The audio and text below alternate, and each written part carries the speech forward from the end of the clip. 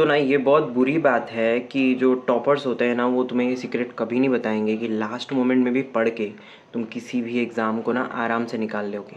ठीक है, बिलीव करो मेरे ऊपर, because I am also preparing for some examination which shortly I mean disclose in front of you all, जो कि मेरे इस जर्नी में मेरे साथ बने रहेगा कंटिन्यूअसली। Got it.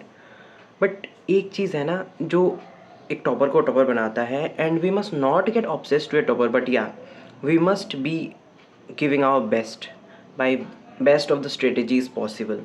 एक स्ट्रेटजी है जो 99.9%, 999% या फिर आई वुड से 100% लोगों पे लागू हो जाएंगे and they will be eligible to be a topper.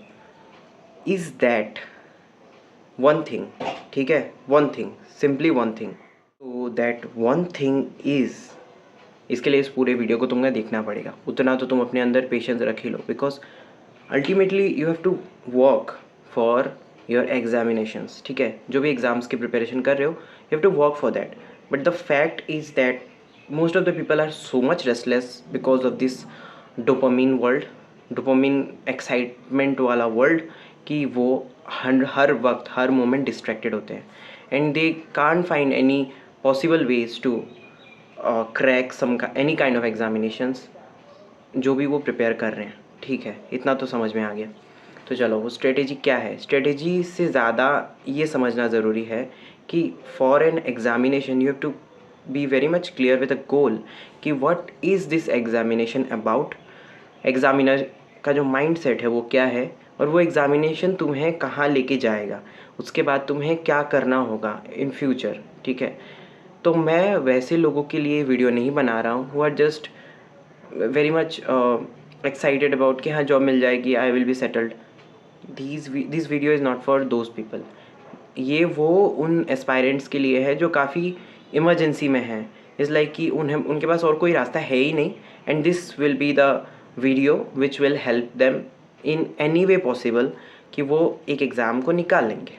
ठीक है, तो क्या है वो strategy? It is that simple, logic simple है कि whenever you are going to give an examination, ठीक है, तो क्या होगा कि you have to understand that what is the examination demanding in itself. ठीक है, तुम्हारे से वो क्या डिमांड कर रहा है as an aspirant, what you must be well aware with the concepts, understanding of the examination or the subjects which that examination is dealing with। ठीक है, तो उससे उससे वाया तुम्हें ये समझ में आएगा कि या this examination is conducted by so and so organization and it will lead me, I mean it will give me a way to a medical college or an engineering college or maybe any sort of PhD, जो भी है जहाँ भी तुम जा रहे हो। ठीक है, एन यूनिवर्सिटी एंड ऑल। तो सबसे बेस्ट तरीका है एक एग्जामिनर के माइंडसेट को रीड करने का इज़ बाई PYQs। अब PYQs तो सब बोलते हैं कि भाई PYQ लगा लो। So how to like use that PYQ, because hundreds and thousands of videos would be there जो कि मतलब बोलते हैं टीचर्स एंड ऑल कि PYQ लगा लो। But I would suggest you कि PYQ को लगाओ मत, PYQ को देखो कि what is actually the topic been asked. ठीक है, तुम ना क्या करो, पढ़ने से पहले ही just take all those questions, note down all those questions. हाथ से मत लिखो, बिकॉज AI है आजकल, बहुत सारे AI का यूज़ करो। ठीक है, this is the best possible way. So मैं अगर तुम्हारी जगह होता तो मैं यही करता और कर ही रहा हूँ। ठीक है, is that use the AI to analyse the question sets. ठीक है, उन क्वेश्चंस में कैसे क्वेश्चंस को डिमांड किए जा रहे हैं, उनके पीछे कौन से रेलेवेंट टॉपिक्स हैं विच आर बीन डिमांडेड। ठीक है, and then just make notes out of that. Believe me or not, you will just be very much clear after just covering all those topics। ठीक है, तुम्हें थोड़ा confidence, क्या काफ़ी confidence आ जाएगा, immense confidence will be there.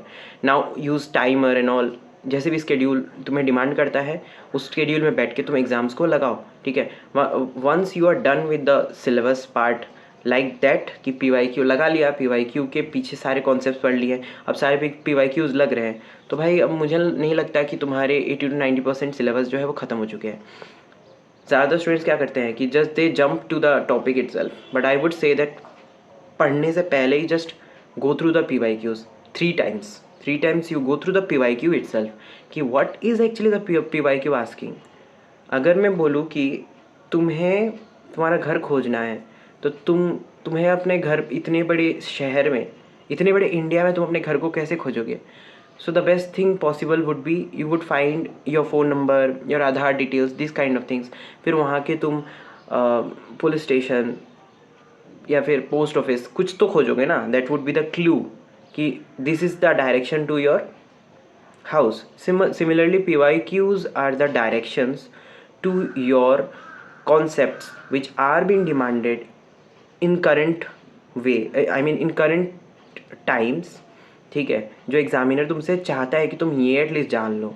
They don't want के 100 के लिए तुम्हें एक्स्ट्रा तो प्रिपरेशन करना होगा, and that I don't suppose to tell you now, but this particular video is for those who are just going through some kind of stress ki now it's the last time, I have no time for covering up all those topics. You don't need to cover all the topics, you just need to cover the PYQs अच्छे से.